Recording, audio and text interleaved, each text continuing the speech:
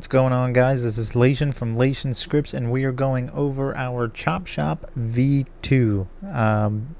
You may be familiar with our original Chop Shop or not, doesn't matter. We're going to go over everything in this video and have a look at what's going on. Now, if you're a user of our current Chop Shop script or have used it in any way, you'll see a lot of familiarities, but the long story short version is this script has been rewritten from the ground up and tons of improvements in every area. So let's just get right into it. I'm standing here at the main starting pad. You'll see there's a blip here that is optional, as well as these chop zones where you can take a car to chop it up. These are all these blips can be toggled on or off as you wish. So to get started here, just talking to the main pad, you will see at the top a built-in leveling system, as is common with all my scripts. This is fully customizable. You can add as many levels as you wish and the XP required to get to each level, so on and so forth. Next up is our statistics section, where you can see the total number of vehicles chopped and the total number of parts you received from chopping vehicles. You can turn on or off individual statistics here, or if you turn them all off, this whole section will no longer show. Same thing can be said for the leaderboards option. This can be toggled on or off, and it shows the top 10 quote-unquote choppers. This is by XP, and then you can also see the total cars they chopped. Again, this can be toggled on or off. And again, same thing here with the tool shop. This is an optional built-in shop for selling tools such as the torch and lug wrench needed for chopping vehicles. Of course, you can change the prices, items, add more, remove these, whatever you want, or just straight up disable the shop altogether and use something of your own. And again, the swap shop can be turned on or off. This is for exchanging auto parts for something else. I just have like random items that don't exist in here currently, but this can be used for swapping the auto parts you receive from chopping a vehicle into materials such as plastic, iron, copper, whatever you want, or some exotic items needed for robberies. The list goes on and on, whatever you want to do. You can obviously customize how many auto parts it costs to get one of whatever that item is, add, remove any items you want there. And last but not least, you'll see the create group option. Whether you're chopping individually or in a group, you will always need to create a group. And now we can manage and start a job. So if you manage your group, you can see you can leave or add members to your group. If I try to add myself, obviously that will not work. But here is where you can add your friends, and you can go on a chopping mission together where you can all take part in breaking a vehicle down. And all party members will receive the XP and added statistics to their account for what parts they contribute to the chopping activity.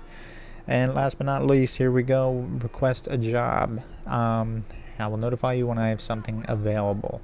This is where you will receive an email or text depending on your phone system, and it will inform you of the model that you've been assigned to, and it's your job to go find that vehicle. This script will not spawn a vehicle itself. Hey, it's me, I need you to find and chop a Sentinel XS for me. Now, I'm just going to take the lazy way out and spawn that car, but the normal method would be getting out on the road with you and your group members and finding that vehicle and stealing that car, taking it from the driver. These cars are taken right off the road. So you got that. One other thing to be mentioned here is any model you put in there will be available for chopping. So let's say it was a Panto and you have players that own Pantos. A player, if a player sees a Panto and it's a player-owned car, they can rob that player of his vehicle and go chop it down. If you don't want technically player-owned cars to be a part of that mix, then just don't put any models that a player can own in the vehicle list in the config. Now I'm just going to go ahead and teleport to an area we can chop a vehicle, and this is one. I will go ahead and spawn the Sentinel And here we go. Now, if you had found this car somewhere out on the road, you will see this start chopping option. Everybody in your group will also see this. Whoever clicks it first will now start the chopping process. And this is where you just get down to business. Oh, I'm missing the tool to do this. I didn't buy what I needed, so I'm gonna go ahead and spawn those. Need a lug wrench and a torch. So removing a wheel just to get started, you'll see how this process goes. I'll speed this up to save you some time.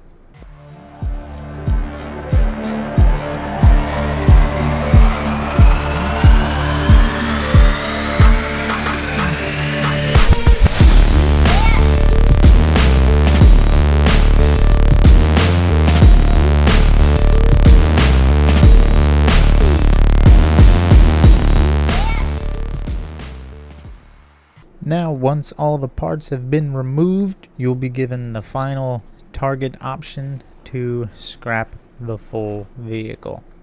And this is where everything will be cleaned up and XP will be rewarded to all the group members and all that stuff. Now, everybody who participated in this at this point, whoever removed the part, the wheel, the door, they will all get their respective items and stats updated. As mentioned in the beginning, the leveling system is fully customizable, so is everything else. Every set of chords, for example, the starting ped, you can customize the hours at which he's available, the number of police required, and the cooldown time it takes from requesting a job to being assigned a job. And you'll see here, now that we've finished here, it says, great job if you're completed chopping the sentinel, would you like to continue? Here is where you can just hit continue, and the cooldown will go into effect, and you'll receive another email of a new vehicle model to go ahead and find and chop. But we're going to stop there. Just some more information. This script does require an interaction script such as Ox target, QB target, or the interact script people are using in general. Supports QBCore, Oxlib, progress bars.